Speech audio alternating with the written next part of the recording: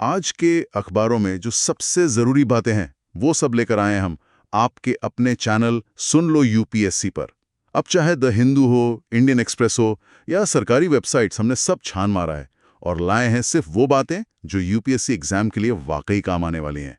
So sit back, relax और सुनो वो एनालिसिस जो तुम्हारे मेंस और प्रीलिम्स दोनों में फर्क डाल देगा। यह है तुम्हारा डेली लर्निंग डोज, आसान जुबान में, फुल एक्सप्लेनेशन के साथ। नमस्कार दोस्तों, आज तारीख है 25 नवंबर 2025, 25 नवंबर 2025।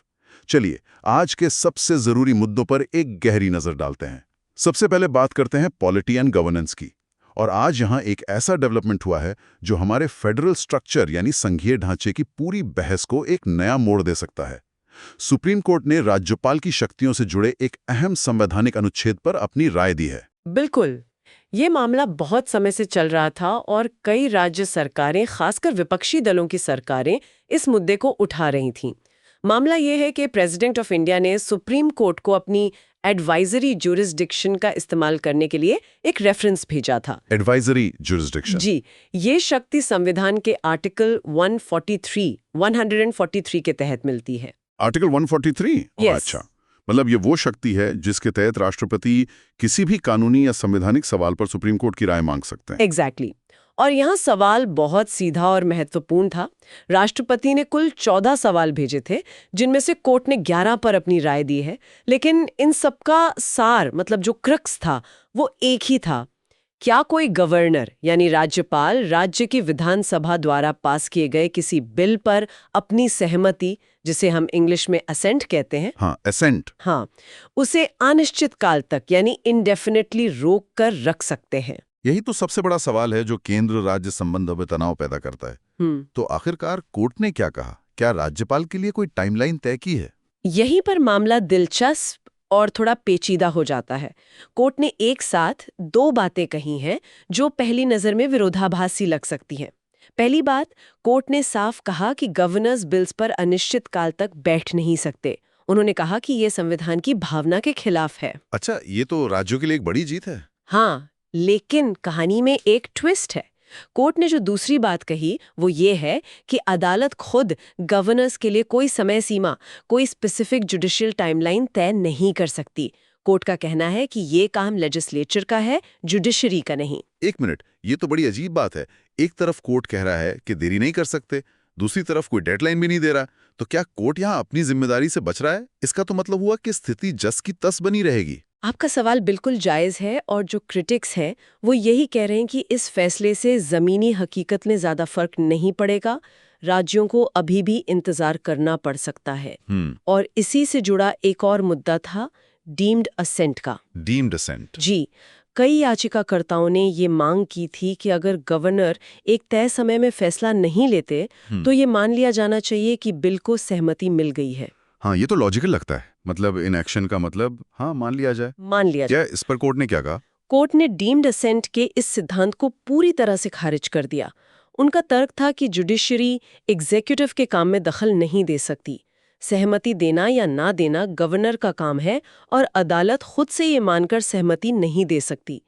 लेकिन उन्होंने एक बहुत महत्वपूर्ण खिड़की खुली रखी है। अच्छा, वो क्या है? कोर्ट ने कहा है कि अगर कोई गवर्नर ग्लेरिंग इनएक्शन दिखाते हैं, ग्लेरिंग इनएक्शन मतलब ये साफ साफ दिख रहा है कि वो जानबूझकर कोई एक्शन नहीं ले रहे हैं और महीनों सालों तक बिल को दबाकर बैठे हैं, तो उस खास मामले में लिमिटेड जुडिशियल रिव्यू हो सकता है। यानी अदालत उस इनएक्शन की वजह पूछ सकती है और उसकी समीक्षा कर सकती है। ओके, तो एक छोटी सी खिड़की है, लेकिन दरवाजा अभी भी बंद है। अब यूपीएससी एस्पिरेंट्स के लिहाज से समझते हैं ये मुद्दा जीएस पेपर 2 के लिए कितना क्रूशल है। ये जीएस पेपर 2 के हार्ट में है। सिलेबस में federal structure, role of governor और यूनियन स्टेट रिलेशंस, ये तीनों टॉपिक सीधे सीधे लिखे हुए हैं। ये एडवाइजरी ओपिनियन इन तीनों को जोड़ती है। अच्छा। मेंस में गवर्नेटोरियल गवर्नेंस वर्सेस कोऑपरेटिव फेडरलिज्म की बहस पर जब भी सवाल आएगा, आप इस ओपिनियन को कोट करके अपने आंसर को वजन दे सकते हैं। ये एक लैंडमार्क डेवलपमेंट है। और इंटरव्यू में अगर इस पे सवाल पूछा जाए तो इंटरव्यू में आपसे ये पूछा जा सकता है कि एक चुनी हुई विधायिका की इच्छा और एक नियुक्त राज्यपाल के विवेकाधिकार यानी डिस्क्रेशन के बीच सही संतुलन क्या होना चाहिए। ये सलाह उस संतुलन को थोड़ा सा गवर्नर की तरफ झुकाती हुई दिखती है, क्योंकि ये उन्हें बिना किसी हार्ड टाइमलाइन के बिल को रोके रखने की ताकत देती है। इस मुद्दे की जड़ को समझने के लिए थोड़ा इतिहास में चलते हैं। ये गवर्नर के पास बिल को रोकने की, जिसे वीटो पावर भी कहते हैं, ये ताकत आई कहां से? क्या ये हमारे संविधान निर्माताओं की देन है? नहीं, बिल्कुल नहीं। इसकी जड़ें कॉलोनियल एरा यानी ब्रिटिश शासन में है। Government of India act 1935, 1935 act, जिसके बहुत से प्रोविजंस हमारे संविधान में लिए गए हैं, उसके सेक्शन 32, 32 और 75 के तहत गवर्नर जनरल और गवर्नर्स को बिल्स पर एब्सोल्यूट डिस्क्रेशन यानी पूर्ण विवेकाधिकार दिया गया था। वो असल में ब्रिटिश क्राउन के एजेंट थे, जिनका मुख्य काम भारतीय लेजिस्लेचर्स को कंट्रोल में रखना था। नहीं, लेकिन जब हमारा संविधान बन रहा था तब तो हम आजाद थे, तो हमारे संविधान निर्माताओं ने इस कॉलोनियल पावर को खत्म क्यों नहीं किया? ये एक बहुत शानदार सवाल है। उन्होंने खत्म करने की पूरी कोशिश की थी। कॉन्स्टिट्यूएंट असेंबली डिबेट्स में इस पर जबरदस्त बहस हुई थी। ज्यादातर सदस्य इस बात पर सहमत थे कि आजाद भारत में गवर्नर को कोई विवेकाधिकार नहीं मिलना चाहिए। तो फिर इसीलिए संविधान के ड्राफ्ट आर्टिकल 175, जो बाद में आर्टिकल 200 बना, उसमें से डिस्क्रेशन शब्द को जानबूझकर हटा दिया गया था। उनका इरादा बिल्कुल साफ था। गवर्नर काउंसिल ऑफ मिनिस्टर्स की एड एंड एडवाइस पर काम करेंगे, सिवाय कुछ बहुत ही रेयर सर्कमस्टेंसेस के। तो फिर ये एम्बिग्विटी, ये जो अस्पष्टता है, ये आई कहां से? एक बार हमारे लिसनर्स के लिए आर्टिकल 200 के तहत गवर्नर के पास क्या-क्या ऑप्शंस होते हैं वो क्लियर कर दीजिए। जरूर। जब कोई बिल राज्य की विधानसभा से पास होकर गवर्नर के पास पहुंचता है तो उनके पास मोटे तौर पर 4 रास्ते होते हैं। 1, वो बिल को सहमति दे दें, ग्रांट असेंट, बिल कानून बन जाता है।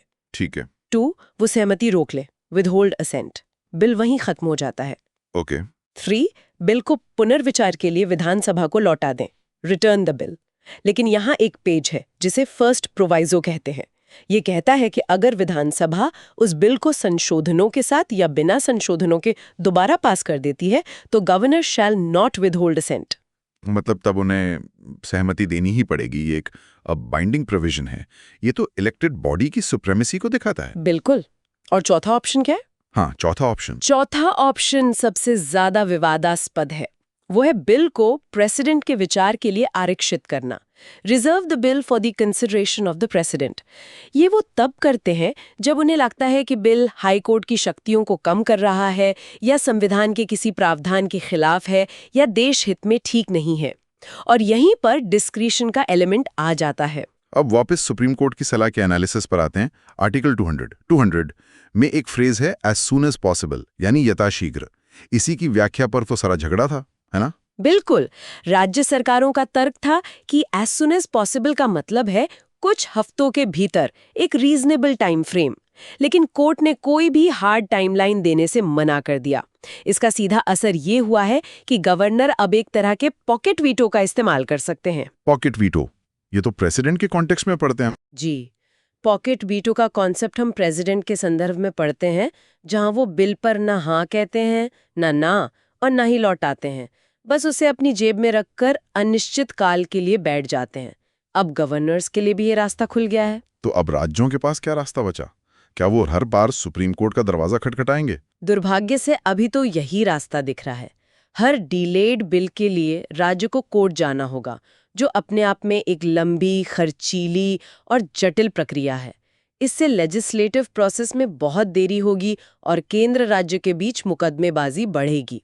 कोर्ट ने अपनी सलाह में पार्टी व्हिप का भी जिक्र किया था। वो तर्क क्या था? हाँ, कोर्ट का एक तर्क ये था कि आज के एंटी डिफेक्शन लॉ के जमाने में जब पार्टी व्हिप जारी होता है तो ये सोचना भी मुश्किल है कि कोई काउंसिल ऑफ मिनिस्टर्स अपने ही पास किए गए बिल को वापस करने की सलाह गवर्नर को क्यों देगी। मतलब सरकार तो चाहेगी कि बिल पास हो। लेकिन क्या ये तर्क असल राजनीति में काम करता है? गठबंधन सरकारें तो बनती बिगड़ती रहती हैं। कोर्ट का ये मानना तो जमीनी हकीकत से थोड़ा दूर लगता है। आपने बिल्कुल सही नस पकड़ी है। कोर्ट ने यहाँ पर कोलिशन पॉलिटिक्स की हकीकत को शायद नजरअंदाज कर दिया। मान लीजिए 2 पार्टियों की गठबंधन सरकार ने एक बिल पास किया। कुछ महीने बाद गठबंधन टूट गया और विपक्षी पार्टी के समर्थन से एक नई सरकार बन गई। ऐसा तो होता रहता है। अब हो सकता है कि ये नई सरकार उस पुराने बिल को पसंद ना करती हो और उसे वापस लेना चाहे। तब वो गवर्नर को सलाह दे सकती है कि बिल को पुनर्विचार के लिए लौटा दिया जाए।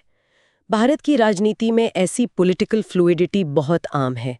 कोर्ट की रीजनिंग इस पहलू पर खरी नहीं उतरती। ये तो फेडरलिज्म यानी संघवाद के लिए एक बड़ा खतरा है।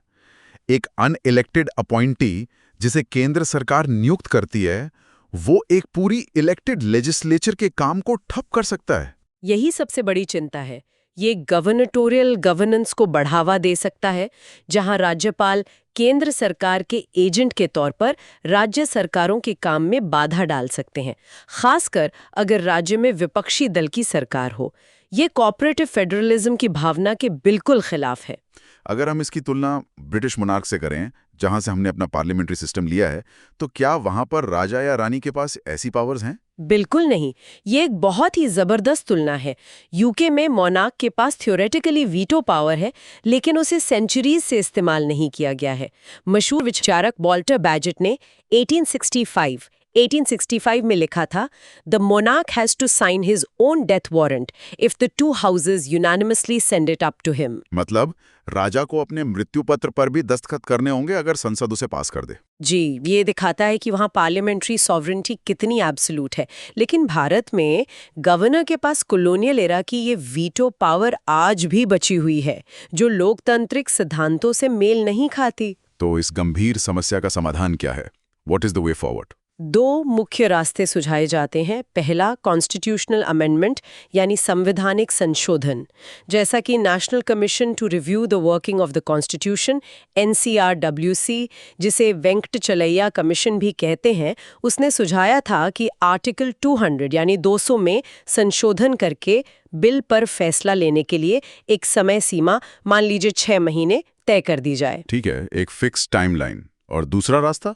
दूसरा रास्ता है कॉडिफिकेशन ऑफ कन्वेंशंस। प्रेसिडेंट को गवर्नर्स के लिए एक इंस्ट्रूमेंट ऑफ इंस्ट्रक्शंस जारी करना चाहिए, जिसमें साफ-साफ लिखा हो कि विवेकाधिकार का इस्तेमाल कब, क्यों और कैसे करना है, ताकि इसका मनमाना इस्तेमाल न हो सके। वाकई ये एक ऐसा मुद्दा है जो हमारे फेडरल स्ट्रक्चर की नींव से जुड़ा है। इस पर सोचने की जरूरत है। चलिए पॉलिटी के दूसरे बड़े मुद्दे पर चलते हैं, और ये भी फेडरलिज्म से ही जुड़ा है। चंडीगढ़ के प्रशासन को लेकर सरकार एक नया कॉन्स्टिट्यूशन अमेंडमेंट बिल ला रही है। जी, the constitution 131st amendment bill 2025, 131st amendment bill 2025। इसे संसद के आने वाले विंटर सेशन में पेश करने की तैयारी है। इसका मकसद है संविधान के आर्टिकल 240 में संशोधन करके केंद्र शासित प्रदेश चंडीगढ़ को उस लिस्ट में शामिल करना। आर्टिकल 240 अभी क्या कहता है, और चंडीगढ़ को इसमें शामिल करने से क्या बदल जाएगा? अभी आर्टिकल 240 के तहत प्रेसिडेंट को कुछ चुनिंदा यूनियन टेरिटरीज जैसे Andaman and Nicobar islands, Lakshadweep, Dadra and Nagar Haveli and Daman and Diu और पुडुचेरी के लिए peace, progress and good government के लिए सीधे रेगुलेशंस यानी नियम बनाने की शक्ति है। और इन रेगुलेशंस की ताकत? इन रेगुलेशंस की ताकत संसद के कानून के बराबर होती है। अगर चंडीगढ़ इस लिस्ट में आ गया तो केंद्र सरकार को यानी प्रेसिडेंट को चंडीगढ़ के लिए सीधे कानून बनाने का अधिकार मिल जाएगा, और वहां पर पंजाब के गवर्नर की जगह एक अलग एडमिनिस्ट्रेटर या लेफ्टिनेंट गवर्नर नियुक्त किया जा सकेगा। लेकिन अभी तक तो पंजाब के गवर्नर ही चंडीगढ़ के एडमिनिस्ट्रेटर होते थे। ये व्यवस्था कब और क्यों शुरू हुई थी? ये व्यवस्था 1984 में एक टेम्पररी मेजर के तौर पर शुरू हुई थी। कहानी ये है कि 1966 में जब पंजाब रीऑर्गेनाइजेशन एक्ट के तहत पंजाब का बंटवारा हुआ और हरियाणा बना, हाँ? तो चंडीगढ़ को दोनों की जॉइंट कैपिटल और एक यूनियन टेरिटरी बना दिया गया। 1984 तक वहां एक चीफ कमिश्नर होता था जो प्रशासक था। लेकिन जब पंजाब में आतंकवाद अपने चरम पर था, तो बेहतर सिक्योरिटी कोऑर्डिनेशन के लिए यह फैसला लिया गया कि पंजाब के गवर्नर को ही चंडीगढ़ का एडमिनिस्ट्रेटर बना दिया जाए। अच्छा, तो ये एक टेम्पररी सिक्योरिटी मेजर था। जी बिल्कुल, ये एक अस्थायी व्यवस्था थी जो अब 40 साल से चल रही है। तो इस नए बिल पर विवाद क्यों हो रहा है? पंजाब की पार्टियां इसका विरोध क्यों कर रही हैं? विवाद की दो मुख्य वजह हैं। पहली, पंजाब के दावे का कमजोर होना। पंजाब हमेशा से चंडीगढ़ पर अपना एकमात्र हक जताता रहा है। 1985 के राजीव लोंगोवाल अकॉर्ड में भी ये वादा किया गया था कि चंडीगढ़ को पंजाब को सौंप दिया जाएगा। हालांकि वो अकॉर्ड कभी लागू नहीं हो पाया। तो पंजाब की पार्टियों को लगता है कि एक अलग प्रशासक नियुक्त करना चंडीगढ़ को पंजाब से हमेशा के लिए दूर करने की एक कोशिश है। और दूसरी वजह, ये एडमिनिस्ट्रेटिव सेंट्रलाइजेशन से कैसे जुड़ा है? दूसरी वजह प्रशासनिक केंद्रीकरण की चिंता है। आर्टिकल 240 के तहत आने का मतलब है कि चंडीगढ़ पर केंद्र का डायरेक्ट लेजिस्लेटिव कंट्रोल बहुत ज्यादा बढ़ जाएगा। प्रेसिडेंट के बनाए गए नियम ही वहां कानून होंगे और संसद में ज्यादा बहस की गुंजाइश नहीं रहेगी। इससे लोकल डेमोक्रेटिक अकाउंटेबिलिटी यानी स्थानीय लोकतांत्रिक जवाबदेही कम होगी। पॉलिटी में हमने देखा कि राज्यपाल के जरिए और अब चंडीगढ़ बिल के जरिए केंद्र राज्य के समीकरण बदल रहे हैं। अब देखते हैं कि संसद के विंटर सेशन में और कौन से बड़े बिल्स आने वाले हैं। इनका असली मकसद तो आर्थिक लगता है। बिल्कुल, इस बार सरकार का पूरा फोकस इकोनॉमिक लिबरलाइजेशन और रेगुलेटरी कंसोलिडेशन पर है। 2 बिल्स पर सबकी नजर रहेगी, the securities markets code bill 2025 और द एटॉमिक एनर्जी बिल 2025। क्या हम यहाँ सरकार की एक बड़ी स्ट्रेटेजिक शिफ्ट देख रहे हैं? कंसोलिडेशन और लिबरलाइजेशन एक साथ? एक तरह से कह सकते हैं। ये तो है। एक तरफ फाइनेंशियल मार्केट्स को एक कोड में बांधने की कोशिश है और दूसरी तरफ न्यूक्लियर एनर्जी जैसे सेंसिटिव सेक्टर को खोला जा रहा है। पहले सिक्योरिटीज मार्केट्स कोड बिल को समझते हैं। इसका मकसद क्या है? हाँ, ये कोड बिल क्या है? इसका मकसद है भारत के फाइनेंशियल मार्केट के 3 बड़े और पुराने कानूनों को एक में मिला देना, उन्हें कंसोलिडेट करना। ये 3 कानून हैं सेबी एक्ट ऑफ 1992, ठीक है, डिपॉजिटरीज एक्ट ऑफ 1996 और सबसे पुराना सिक्योरिटीज कॉन्ट्रैक्ट्स रेगुलेशन एक्ट यानी SCRA ऑफ 1956। इन तीनों को मिलाकर एक सिंगल यूनिफाइड कोड बनाया जाएगा। ये यूनिफिकेशन जरूरी क्यों है? 3 अलग-अलग कानून होने से क्या दिक्कत थी? कई दिक्कतें थी। सबसे बड़ी दिक्कत थी रेगुलेटरी आर्बिट्राज, मतलब एक ही चीज के लिए 3 अलग-अलग नियम है और लोग सबसे आसान वाले नियम का फायदा उठा लेते हैं। उदाहरण के लिए सिक्योरिटीज शब्द की परिभाषा तीनों कानूनों में थोड़ी-थोड़ी अलग है, जिससे कंफ्यूजन होता है और लीगल लूपहोल्स पैदा होते हैं। और दूसरी दिक्कत? दूसरी दिक्कत यह है कि ये कानून पुराने पड़ चुके हैं। 1956 का कानून तब बना था जब ट्रेडिंग फ्लोर पर चिल्ला कर सौदे होते थे। आज का दौर algorithmic trading, high frequency trading, HFT और क्रिप्टो एसेट्स का है। ये पुराने कानून इन न्यू एज फाइनेंशियल प्रोडक्ट्स को रेगुलेट करने के लिए नाकाफी हैं। इसका ईज ऑफ डूइंग बिजनेस से क्या लेना देना है? बहुत गहरा लेना देना है। सोचिए, अभी एक स्टॉक ब्रोकर को सेबी, स्टॉक एक्सचेंज और डिपॉजिटरी, इन तीनों के नियमों का अलग-अलग पालन करना पड़ता है। हर किसी के सर्कुलर्स, गाइडलाइंस, डेडलाइंस अलग-अलग होती हैं। हाँ, कंप्लायंस का बोझ बहुत होगा। बिल्कुल। एक यूनिफाइड कोड आने से सिंगल मास्टर सर्कुलर अप्रोच आएगा। इससे कंप्लायंस बर्डन यानी नियमों के पालन का बोझ बहुत कम हो जाएगा और फॉरेन पोर्टफोलियो इन्वेस्टमेंट आकर्षित होगा। अब आते हैं दूसरे बड़े बिल पर, द एटॉमिक एनर्जी बिल 2025। ये तो एक पैराडाइम शिफ्ट, एक बहुत बड़ा बदलाव लगता है। बिल्कुल। ये शायद 1991 के इकोनॉमिक रिफॉर्म्स के बाद एनर्जी सेक्टर का सबसे बड़ा रिफॉर्म है। यह बिल न्यूक्लियर पावर जनरेशन में सरकारी एकाधिकार यानी गवर्नमेंट मोनोपोली को खत्म कर देगा। गवर्नमेंट मोनोपोली खत्म? जी। अभी तक एटॉमिक एनर्जी एक्ट ऑफ 1962 के तहत सिर्फ सरकार या उसकी पब्लिक सेक्टर अंडरटेकिंग्स PSUs जैसे nuclear power corporation of India limited NPCIL he nuclear power plants चला सकती हैं। तो अब प्राइवेट सेक्टर भी न्यूक्लियर पावर प्लांट्स लगा सकेगा? इसकी जरूरत क्यों पड़ी, खासकर अब जब हम सोलर एनर्जी पर इतना फोकस कर रहे हैं? इसकी सबसे बड़ी वजह है भारत का नेट जीरो 2070 का लक्ष्य। इस लक्ष्य को पाने के लिए हमें अपनी non fossil fuel energy capacity को बहुत तेजी से बढ़ाना होगा। सोलर और विंड एनर्जी बहुत अच्छी हैं, पर उनकी एक सीमा है, वो इंटरमिटेंट है। मतलब रुक रुक कर आती हैं। जी, जब धूप होगी तभी सोलर एनर्जी मिलेगी, जब हवा चलेगी तभी विंड एनर्जी मिलेगी। ये 24/7 बिजली नहीं दे सकती। न्यूक्लियर पावर ही एकमात्र क्लीन और लो कार्बन सोर्स है जो 24/7 बेस लोड पावर यानी निरंतर बिजली दे सकता है। लेकिन इसमें प्राइवेट सेक्टर की जरूरत क्यों है? सरकार खुद और प्लांट्स क्यों नहीं लगा सकती? 2 बहुत बड़ी वजह हैं। पहली है फंडिंग गैप यानी पैसों की कमी। न्यूक्लियर प्लांट्स बहुत ज्यादा महंगे होते हैं। 1 मेगावाट न्यूक्लियर पावर लगाने का खर्च लगभग 15 से 20 करोड़ रुपए आता है, जबकि कोयले में ये सिर्फ 4 से 5 करोड़ है। ओह, ये तो बहुत बड़ा अंतर है। बहुत बड़ा। सरकार अकेले इतने सारे प्लांट्स का खर्च नहीं उठा सकती। प्राइवेट कैपिटल लाना बहुत जरूरी है। दूसरी वजह है टेक्नोलॉजी एंड एफिशिएंसी। भविष्य स्मॉल मॉड्यूलर रिएक्टर्स SMRs का है। ये छोटे फैक्ट्री बिल्ट रिएक्टर्स होते हैं जिन्हें जल्दी लगाया जा सकता है। प्राइवेट सेक्टर अपनी एफिशिएंसी और इनोवेशन से इन्हें तेजी से डिप्लॉय करने में मदद कर सकता है। एक और मुद्दा था लायबिलिटी का, जिसे लेकर विदेशी कंपनियां भारत आने से डरती थीं। Civil liability for nuclear damage act CLNDA of 2010। क्या ये बिल उसे भी एड्रेस करेगा? उम्मीद यही की जा रही है। CLNDA एक्ट ने न्यूक्लियर प्लांट के सप्लायर्स पर लायबिलिटी का बहुत ज्यादा बोझ डाल दिया था, जो दुनिया में कहीं नहीं है। इसी वजह से वेस्टिंगहाउस और GE जैसी बड़ी विदेशी कंपनियां भारत में प्लांट लगाने से हिचक रही थीं।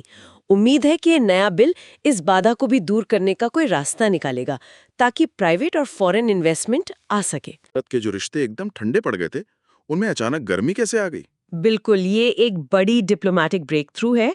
भारत और Canada comprehensive economic partnership agreement CEPA, जो कि एक तरह का फ्री ट्रेड एग्रीमेंट है, उस पर रुकी हुई बातचीत फिर से शुरू करने पर सहमत हो गए हैं। CEPA? जी, ये फैसला G20 समिट के साइडलाइंस पर PM मोदी और कनाडा के नए PM मार्क कार्नी की मुलाकात के बाद हुआ।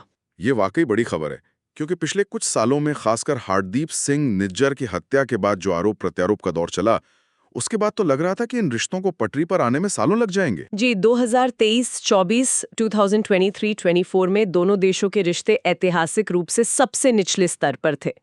कनाडा ने भारतीय एजेंट्स पर हत्या में शामिल होने के आरोप लगाए, जिसके बाद डिप्लोमैट्स को निकाला गया, वीजा सर्विसेज रोकी गईं और ट्रेड टॉक्स तो पूरी तरह से बंद हो गई थी।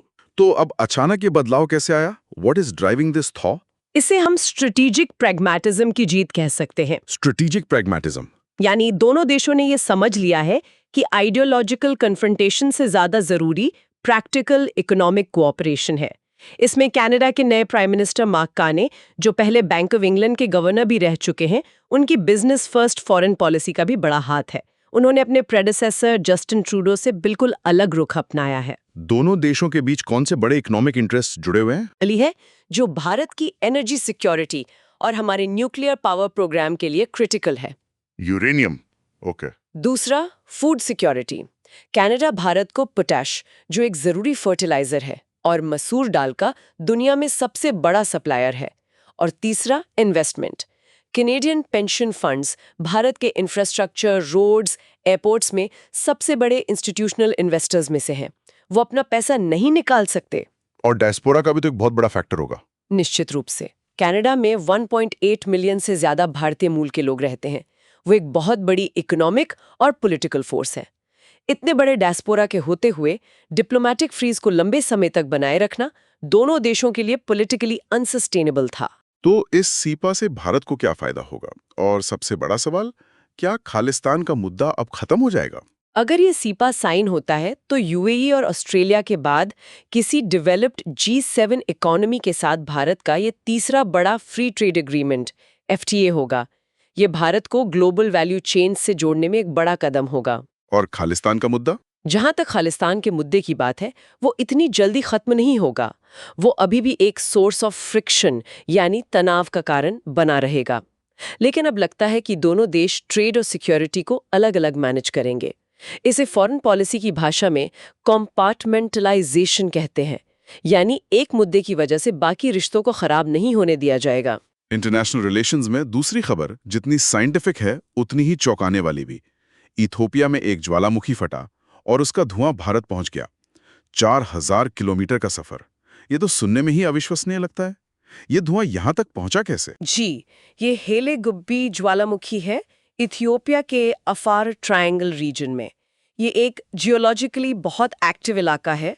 ये ज्वालामुखी पिछले 12,000 सालों में पहली बार फटा है और इससे निकला राख और सल्फर डाइऑक्साइड SO2 का एक बहुत बड़ा गुबार भारतीय हवाई क्षेत्र में प्रवेश कर गया है, जिससे गुजरात, राजस्थान और यहाँ तक कि दिल्ली NCR भी प्रभावित हुए हैं। पर ये हुआ कैसे? What is the scientific mechanism? कौन सी हवाएं इसे यहाँ तक ले आईं? इसके पीछे एटमॉस्फेरिक सर्कुलेशन का एक बहुत ही दिलचस्प विज्ञान है। दो चीजें एक साथ हुई। पहली, स्ट्रेटोस्फेरिक इंजेक्शन। Stratospheric injection. ज्वालामुखी का विस्फोट इतना शक्तिशाली था कि धुएं और राख का गुबार 10 से 15 किलोमीटर की ऊंचाई तक गया। यानी वो ट्रोपोस्फेयर, जो हमारे एटमॉस्फेयर की सबसे निचली परत है, उसे पार करके स्ट्रेटोस्फेयर में पहुंच गया। और स्ट्रेटोस्फेयर में पहुंचने के बाद क्या हुआ? वहां उसे मिली एक सुपरफास्ट हाईवे। इस हाईवे का नाम है वेस्टर्ली जेट स्ट्रीम। सर्दियों के महीनों में सब tropical westerly jet stream STJW बहुत तेजी से 300-400 किलोमीटर प्रति घंटे की रफ्तार से पश्चिम से पूर्व की ओर बहती है। अच्छा। इसका कॉरिडोर नॉर्थ अफ्रीका से होते हुए सीधा नॉर्थ इंडिया की तरफ आता है। इसी जेट स्ट्रीम ने कन्वेयर बेल्ट की तरह काम किया और 48 यानी 48 घंटे से भी कम समय में इस राख और गैस को भारत तक पहुंचा दिया। इसका असर क्या हो रहा है हमारे देश पर? एविएशन सेक्टर और मौसम पर क्या इम्पैक्ट है? इसके दो तरह के असर हैं। पहला, एविएशन सेक्टर पर। ज्वालामुखी की ये राख, जिसमें सिलिका के कण होते हैं, जेट इंजन्स के लिए बहुत खतरनाक होती है। ये इंजन में जाकर पिघल जाती है और उसे जैम कर सकती है। इसीलिए DGCA ने एशटैम्स यानी volcanic ash NOTAMs notice to airmen जारी किए हैं और पश्चिमी भारत में कई फ्लाइट्स को कैंसिल या रीरूट करना पड़ा है। और मौसम पर क्या असर पड़ रहा है? क्या इससे बारिश हो सकती है या तापमान बदलेगा? इसे रीजेटिव फोर्सिंग कहते हैं। राख का ये घना बादल एक चादर की तरह काम करता है। ये दिन में सूरज की रोशनी को धरती तक आने से रोकता है, जिससे कूलिंग इफेक्ट हो सकता है। लेकिन रात में ये धरती से निकलने वाली गर्मी को वापस अंतरिक्ष में जाने से रोकता है, जिससे वार्मिंग इफेक्ट होता है। तो मतलब रातें गर्म हो सकती हैं? जी, IMD का अनुमान है कि इससे रात का तापमान यानी मिनिमम टेम्परेचर कुछ दिनों के लिए थोड़ा बढ़ सकता है। दिल्ली की हवा तो पहले से ही खराब है, क्या ये राख उसे और बिगाड़ेगी? यही सबसे बड़ी चिंता है। दिल्ली की हवा पराली के धुएं की वजह से पहले से ही सिवियर कैटेगरी में है। जब ये ज्वालामुखी की राख धीरे धीरे नीचे जमीन की तरफ आएगी तो ये PM 2.5 और PM 10 के कॉन्सेंट्रेशन को और बढ़ा देगी। ये दिल्ली के लिए एक डबल वैमी जैसी स्थिति है, यानी एक मुसीबत के ऊपर दूसरी मुसीबत। एनवायरमेंट और डिजास्टर मैनेजमेंट की बात चली रही है, तो बंगाल की खाड़ी में भी एक साइक्लोन बन रहा है, उसकी क्या अपडेट है? खाड़ी में एक डीप डिप्रेशन बन गया है, जो अगले 24 घंटों में एक साइक्लोनिक स्टॉर्म में बदल जाएगा। इसका नाम रखा गया है सेन्यार। ये नाम UAE ने दिया है, जिसका अरबी में मतलब होता है शेर। ये नवंबर के महीने में इतने साइक्लोन्स क्यों आते हैं? नवंबर का महीना बंगाल की खाड़ी में चक्रवातों का पीक सीजन होता है। इसके दो मुख्य कारण हैं। पहला, इस समय समुद्र की सतह का तापमान सी सरफेस टेम्परेचर 27-28 डिग्री सेल्सियस से ऊपर होता है, जो साइक्लोन बनने के लिए फ्यूल का काम करता है। अच्छा। दूसरा, वर्टिकल विंड शेयर यानी हवा की गति में ऊंचाई के साथ बदलाव बहुत कम होता है, जो साइक्लोन को संगठित होने में मदद करता है। इसका इम्पैक्ट कहाँ होने की उम्मीद है? अभी इसका जो प्रेडिक्टेड ट्रैक है वो वेस्ट नॉर्थ वेस्ट की तरफ है, यानी ये तमिलनाडु और श्रीलंका के तटों की ओर बढ़ रहा है। अंडमान एंड निकोबार आइलैंड्स के लिए रेड अलर्ट जारी कर दिया गया है। और दिल्ली के एयर क्वालिटी क्राइसिस पर क्या ताज़ा अपडेट है? सरकार क्या कदम उठा रही है? दिल्ली का AQI लगातार 400 से ऊपर यानी सिवियर कैटेगरी में बना हुआ है।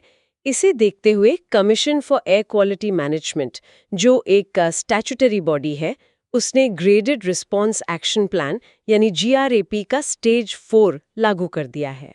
GRP स्टेज 4 में क्या-क्या पाबंदियां होती हैं? ये सबसे स्ट्रिंजेंट लेवल की पाबंदियां होती हैं। इसमें दिल्ली में ट्रकों की एंट्री पर पूरी तरह से बैन लग जाता है। सिर्फ जरूरी सामान को छोड़कर? जी, जैसे फल, सब्जी, दूध, दवाइयां लाने वाले ट्रकों को छोड़कर। डीजल से चलने वाले मीडियम और हेवी गुड्स व्हीकल्स पर भी बैन लग जाता है और सभी तरह की कंस्ट्रक्शन और डेमोलिशन गतिविधियों पर पूरी तरह रोक लगा दी जाती है।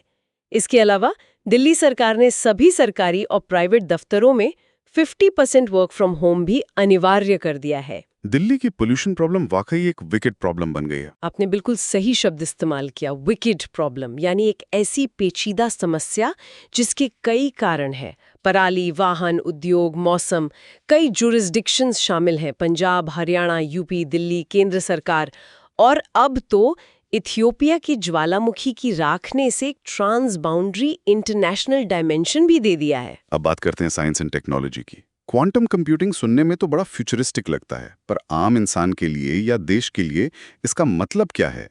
नेशनल क्वांटम मिशन को लेकर एक बड़ी घोषणा हुई है। जी, सरकार ने नेशनल क्वांटम मिशन NQM के तहत IIT Bombay, IISc Bangalore, IIT Kanpur और IIT दिल्ली में 720 करोड़ रुपए की लागत से 4 थीमेटिक हब्स बनाने की घोषणा की है, जहां क्वांटम फैब्रिकेशन फैसिलिटीज बनाई जाएंगी। ये क्वांटम कंप्यूटिंग है क्या चीज, आसान भाषा में? आसान भाषा में समझें तो आज के कंप्यूटर बिट्स पर काम करते हैं, जो या तो 0 हो सकता है या 1, लेकिन क्वांटम कंप्यूटर्स क्यूबिट्स पर काम करते हैं, जो एक ही समय में 0 और 1 दोनों हो सकते हैं। इसे सुपरपोजिशन कहते हैं। इस वजह से क्वांटम कंप्यूटर्स बहुत बड़ी और जटिल कैलकुलेशंस को क्लासिकल कंप्यूटर्स से लाखों गुना तेजी से कर सकते हैं।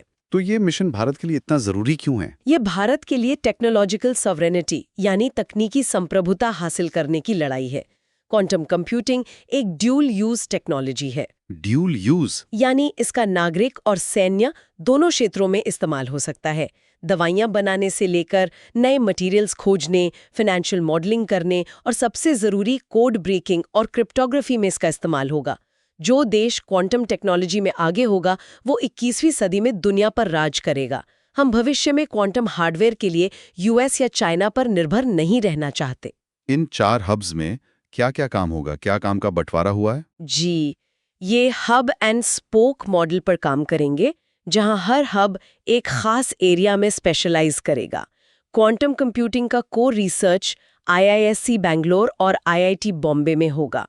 क्वांटम कम्युनिकेशन, जो अनहैकेबल कम्युनिकेशन नेटवर्क्स बनाने में मदद करेगा, उस पर भी काम होगा। अच्छा, क्वांटम सेंसिंग एंड मेट्रोलॉजी, जिसे अल्ट्रा सेंसिटिव सेंसर्स बनेंगे, उसका काम IIT बॉम्बे और IIT कानपुर में होगा। और क्वांटम मटेरियल्स एंड डिवाइसेस यानी क्यूबिट्स बनाने के लिए जरूरी मटेरियल्स तैयार करने का काम IIT दिल्ली में होगा। और लक्ष्य क्या है? मिशन का लक्ष्य 2031 तक 52,000 फिजिकल क्यूबिट्स वाले क्वांटम कंप्यूटर्स विकसित करना है। साइंस एंड टेक के बाद अब रुख करते हैं सोशल जस्टिस और एजुकेशन की तरफ। यहाँ ASCR 2024 की रिपोर्ट आई है और जो फाइंडिंग्स हैं वो हर माता-पिता और पॉलिसी मेकर को परेशान करने वाली हैं। जी, ये रिपोर्ट भारत के लर्निंग क्राइसिस की सबसे दुखद तस्वीर पेश करती है और खासकर न्यूमरेसी गैप को उजागर करती है। न्यूमरेसी यानी अंकगणित या बेसिक मैथ स्किल्स। और डेटा क्या कहता है? डेटा ये कहता है कि क्लास 5 के 48.7% बच्चे क्लास 2 की किताब तो पढ़ सकते हैं, जिसे हम रीडिंग फ्लुएंसी कहते हैं, लेकिन उनमें से सिर्फ 30.7% बच्चे ही भाग का एक आसान सा सवाल हल कर सकते हैं। ये तो 18 परसेंटेज पॉइंट्स का एक बहुत बड़ा गैप है। बच्चे पढ़ तो पा रहे हैं लेकिन हिसाब नहीं कर पा रहे। रीडिंग और एरिथमेटिक के बीच इतना फर्क क्यों है? यही इस रिपोर्ट का सबसे महत्वपूर्ण विश्लेषण है। इसके पीछे एक कॉग्निटिव रीजन, एक संज्ञानात्मक कारण है। Mathematics is hierarchical and cumulative in nature. मतलब गणित एक सीढ़ी की तरह है। अगर आपकी एक सीढ़ी यानी एक कॉन्सेप्ट छूट गई तो आप ऊपर नहीं चढ़ सकते। अच्छा, भाषा में ऐसा नहीं होता। भाषा में आप अगर कुछ शब्द नहीं भी जानते तब भी कहानी का जिस्ट यानी सार समझ सकते हैं। इसका मतलब अगर किसी बच्चे को क्लास 2 में प्लेस वैल्यू यानी इकाई दहाई का कॉन्सेप्ट समझ नहीं आया Yes, तो क्लास 5 में डिवीजन कभी नहीं कर पाएगा। एग्जैक्टली। और ये एक विशियस साइकिल, एक ऐसा दुष्चक्र बन जाता है जिससे निकलना बहुत मुश्किल है। जो बच्चा डिवीजन नहीं कर सकता वो फ्रैक्शंस यानी भिन्न नहीं समझ सकता। जो फ्रैक्शंस नहीं समझ सकता वो अलजेब्रा नहीं कर सकता। और क्लास 8 तक आते आते वो बच्चा मैथमेटिक्स में एकेडमिकली डेड यानी अकादमिक रूप से मृत हो जाता है। उसका आत्मविश्वास पूरी तरह खत्म हो जाता है। हमारे एजुकेशन सिस्टम की क्या खामी है इसमें कि हम बच्चों को ठीक से पढ़ा नहीं पा रहे हैं? सबसे बड़ी खामी है सिलेबस कंप्लीशन पर हमारा ऑब्सेशन। हमारा सिस्टम सिलेबस ड्रिवन है, लर्निंग ड्रिवन नहीं। टीचर पर सिलेबस खत्म करने का दबाव होता है। भले ही क्लास के 70% 70% बच्चों को पिछला कॉन्सेप्ट समझ में ना आया हो, वो अगले चैप्टर पर बढ़ जाता है और बच्चे पीछे छूटते जाते हैं। तो इसका सोल्यूशन क्या है? नेशनल एजुकेशन पॉलिसी में तो फाउंडेशनल लिटरेसी एंड न्यूमरेसी पर बहुत जोर दिया गया है। NEP में जोर तो है और उसी के तहत निपुण भारत मिशन भी चल रहा है। लेकिन वो सिर्फ क्लास 3 तक foundational literacy and numeracy FLN पर ध्यान देता है। ऐसा रिपोर्ट की रिकमेंडेशन ये है कि इस रेमीडियल सपोर्ट यानी उपचारात्मक मदद को क्लास 8 तक बढ़ाया जाए। FLN से FLN प्लस तक। जी, हमें FLN प्लस गोल्स बनाने होंगे जो गेटवे स्किल्स पर फोकस करें। गेटवे स्किल्स वो स्किल्स हैं जो आगे के कॉन्सेप्ट्स का दरवाजा खोलती हैं, जैसे फ्रैक्शंस, डेसिमल्स, रेशियोज। ये वो स्किल्स हैं जहां बच्चे सबसे ज्यादा पिछड़ते हैं। चलिए, अब आज के सभी टॉपिक्स से जुड़े कुछ प्रीलिम्स फैक्ट्स को जल्दी से रिवाइज कर लेते हैं। ये रैपिड फायर राउंड की तरह होगा। जरूर। पहला, हले गुब्बी। ये इथियोपिया में स्थित एक शील्ड वॉल्केनो है जो अफार ट्रिपल जंक्शन पर है। इसकी राख वेस्टर्ली जेट स्ट्रीम के जरिए भारत पहुंची, ना कि ट्रेड विंड्स के जरिए। दूसरा, आर्टिकल 240 ये प्रेसिडेंट को कुछ चुनिंदा यूनियन टेरिटरीज के लिए नियम बनाने की शक्ति देता है। कॉन्स्टिट्यूशन 131 अमेंडमेंट बिल के जरिए चंडीगढ़ को इसमें जोड़ने का प्रस्ताव है। ठीक है, तीसरा, साइक्लोन सिन्यार। इसका नाम UAE ने दिया है। अरबी में इसका अर्थ है शेर। चौथा, कोविदारा ट्री। ये राम मंदिर के धर्म ध्वज पर चित्रित है। इसका साइंटिफिक नाम बाउहीनिया वेरिगेटा है, जिसे हम आम भाषा में कचनार कहते हैं।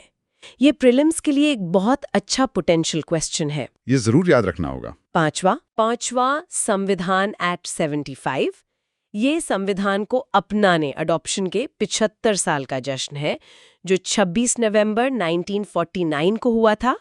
ये संविधान के लागू होने कमेंसमेंट, जो 26 जनवरी 1950 को हुआ, उसका जश्न नहीं है। और कुछ महत्वपूर्ण फैक्ट्स। हाँ, छठा, नेशनल क्वांटम मिशन हब्स। ये 4 जगहों पर बन रहे: IIT Bombay, ISC Bangalore, IIT Delhi और IIT कानपुर। सातवां, आर्टिकल 200। ये राज्यपाल की बिल्स पर सहमति देने की शक्ति से संबंधित है। सुप्रीम कोर्ट ने अपनी एडवाइजरी ओपिनियन में कहा है कि कोर्ट डीम्ड असेंट नहीं दे सकता और ना ही कोई टाइमलाइन तय कर सकता। ठीक है, आठवां, विवाह पंचमी। ये एक हिंदू त्योहार है जो भगवान राम और सीता के विवाह के उत्सव के रूप में मनाया जाता है। नवा, सिक्योरिटीज मार्केट्स कोड बिल। ये 3 कानूनों को एक में मिलाएगा: SEBI एक्ट, डिपॉजिटरीज एक्ट और SCRA। ये RBI एक्ट को नहीं मिलाएगा। और 10वां, ASER रिपोर्ट। इसके मुताबिक क्लास 5 के बच्चों में रीडिंग स्किल्स और डिवीजन स्किल्स के बीच लगभग 18 परसेंटेज पॉइंट्स का गैप है। बेहतरीन। ये प्रीलिम्स फैक्ट्स बहुत काम आएंगे। अब बारी है मेंस प्रैक्टिस क्वेश्चन की। आज हमारे पास 2 सवाल हैं। पहला, GS पेपर 2 पॉलिटी से। सवाल है, राज्यपाल न तो एक सजावटी प्रतीक है और न ही एक निरंकुश शासक, बल्कि एक संवैधानिक कड़ी है। आर्टिकल 200 पर हालिया सुप्रीम कोर्ट की सलाह के आलोक में बिल्स को आरक्षित करने में राज्यपाल के विवेकाधिकार के दायरे का समालोचनात्मक विश्लेषण करें। क्या न्यायिक समय सीमा का अभाव राज्यों की विधायी सर्वोच्चता को कमजोर करता है? 250 शब्द। ये सवाल तो सीधा आज की हमारी चर्चा से है। इसका आंसर कैसे स्ट्रक्चर करना चाहिए, एक ब्रीफ आउटलाइन दे सकते हैं? बिल्कुल। इंट्रो में आप सुप्रीम कोर्ट की ताज़ा एडवाइजरी ओपिनियन का जिक्र करें और बताएं कि इसने गवर्नर के रोल पर बहस को फिर से जिंदा कर दिया है। ठीक है। बॉडी के पहले हिस्से में गवर्नर की कॉन्स्टिट्यूशनल पोजीशन आर्टिकल 154, 163, 200 को समझाएं। बताएं कि वो केंद्र और राज्य के बीच एक कड़ी है। बॉडी के दूसरे हिस्से में SC की सलाह का क्रिटिकल एनालिसिस करें। बताएं कि टाइमलाइन न होने से कैसे पॉकेट वीटो की संभावना बढ़ती है और ये लेजिस्लेटिव सुप्रीमेसी को कमजोर कर सकता है। गवर्नेटोरियल गवर्नेंस का कॉन्सेप्ट यहां डालें। और कंक्लूजन में सरकारिया और पंची कमीशन की सिफारिशों का जिक्र करें, जैसे 6 महीने की समय सीमा तय करना और एक बैलेंस्ड वे फॉरवर्ड सुझाएं। बहुत बढ़िया। और दूसरा सवाल GS पेपर 3 इकोनॉमी और साइंस से जुड़ा हुआ है। दूसरा सवाल है, एटॉमिक एनर्जी बिल 2025 परमाणु ऊर्जा उत्पादन को निजी क्षेत्र के लिए खोलने का प्रस्ताव करता है। इस बदलाव के पीछे के रणनीतिक और आर्थिक तर्क और इसके कार्यान्वयन में आने वाली चुनौतियों पर चर्चा करें। 150 शब्द। इसका आउटलाइन क्या होगा? इंट्रो में आप भारत के नेट जीरो 2070 लक्ष्य और बेसलोड आवर की जरूरत का जिक्र करके कॉन्टेक्स्ट सेट करें। बॉडी के पहले हिस्से में रैशनल यानी तर्क बताएं, फंडिंग गैप को भरना, प्राइवेट सेक्टर की एफिशिएंसी और टेक्नोलॉजी का लाभ उठाना, एसएमआरस को डिप्लॉय करना। और चैलेंजेस। बॉडी के दूसरे हिस्से में चैलेंजेस यानी चुनौतियां बताएं। सबसे बड़ी चुनौती है लायबिलिटी, CLND एक्ट का मुद्दा, न्यूक्लियर सेफ्टी और सिक्योरिटी और न्यूक्लियर वेस्ट मैनेजमेंट। कंक्लूजन में एक रोबस्ट रेगुलेटरी फ्रेमवर्क के साथ एक balanced public private partnership PPP model का सुझाव दें। शानदार। अब आज के एनालिसिस पर आधारित एक छोटा सा क्विज हो जाए ताकि पता चले कि हमारे लिसनर्स ने कितना ध्यान से सुना। पहला सवाल, Q1 हेली-गुबी ज्वालामुखी के संदर्भ में निम्नलिखित कथनों पर विचार करें। 1. यह इंडोनेशिया में स्थित एक शील्ड ज्वालामुखी है। 2. इसकी राख का गुबार मुख्य रूप से व्यापारिक पवनों ट्रेड विंड्स के कारण भारत पहुंचा। 3. यह ग्रेट रिफ्ट वैली प्रणाली में स्थित है। सही उत्तर क्या है? पहला स्टेटमेंट तो गलत है, ये इथियोपिया में है। दूसरा स्टेटमेंट भी गलत है क्योंकि राख वेस्टर्ली जेट स्ट्रीम से आई थी, ट्रेड विंड से नहीं। तीसरा स्टेटमेंट सही है, अफार ट्रायंगल ग्रेट रिफ्ट वैली का ही हिस्सा है। तो सही उत्तर होना चाहिए बी, केवल 3। बिल्कुल सही। दूसरा सवाल, Q2 securities markets code bill 2025 निम्नलिखित में से किन अधिनियमों को समेकित करना चाहता है? 1. RBI act 1934, 2. SEBI act 1992, 3. Depositories act 1996, 4. Securities contracts regulation act 1956। Options में से सही कोड चुनें। ये तो आसान है, हमने चर्चा की थी कि ये सेबी एक्ट, डिपॉजिटरीज एक्ट और SCRA को कंसोलिडेट करेगा। RBI एक्ट का इससे कोई लेना देना नहीं है, तो सही उत्तर है बी, केवल 2, 3 और 4। एक्सीलेंट। तीसरा सवाल पॉलिटी से। Q3 constitution 131st amendment bill 2025 के संबंध में विचार करें। 1. यह संविधान के आर्टिकल 239 AA में संशोधन करना चाहता है। 2. इसका उद्देश्य केंद्र शासित प्रदेश चंडीगढ़ को आर्टिकल 240 के दायरे में लाना है। इनमें से कौन सा कथन सही है? पहला कथन गलत है। आर्टिकल 239A दिल्ली से संबंधित है, चंडीगढ़ से नहीं। यह बिल आर्टिकल 240 में संशोधन करेगा। तो दूसरा कथन सही है। सही उत्तर है बी, केवल 2। शानदार। चौथा सवाल कल्चर से। Q4 कोविदार शब्द जो हाल ही में राम मंदिर के संदर्भ में देखा गया का क्या अर्थ है? A. एक पवित्र संगीत वाद्य यंत्र, B. एक प्रकार की प्राचीन मंदिर वास्तुकला, C. त्रेता युग का प्रतीक एक वृक्ष प्रजाति, D. अभिषेक के दौरान किया जाने वाला एक अनुष्ठान। ये मुझे याद है, धर्म ध्वज पर कोविदार वृक्ष यानी कचनार का चिन्ह है। तो सही उत्तर है C, एक वृक्ष प्रजाति। एकदम सही। और आज का आखिरी सवाल ASER रिपोर्ट से। Q5 ASER 2024 के अनुसार न्यूमरेसी के संबंध में निम्नलिखित में से कौन सा कथन सही है? A. सभी राज्यों में न्यूमरेसी का स्तर लिटरेसी के स्तर से काफी अधिक है। B. कक्षा 5 के 70% से अधिक बच्चे भाग का एक मूल प्रश्न हल कर सकते हैं। C. कक्षा 5 में पढ़ने की फ्लुएंसी और भाग कौशल के बीच का अंतर लगभग 18% अंक है। D. 2010 के स्तर की तुलना में न्यूमरेसी कौशल में काफी सुधार आया है। इसमें A और B तो बिल्कुल गलत हैं। रिपोर्ट तो उल्टा कह रही है। D भी गलत है क्योंकि गिरावट आई है। ऑप्शन C सही है। 48.7% पढ़ सकते हैं, लेकिन सिर्फ 30.7% भाग कर सकते हैं, जिससे लगभग 18% का अंतर बनता है। बहुत खूब। लगता है आज की चर्चा सफल रही। तो आज के मुख्य बिंदु क्या रहे? पॉलिटी में आर्टिकल 200 पर सुप्रीम कोर्ट की सलाह ने गवर्नर की भूमिका को और भी जटिल बना दिया है, और चंडीगढ़ को लेकर 131st अमेंडमेंट बिल एक बड़ा फेडरल इशू है।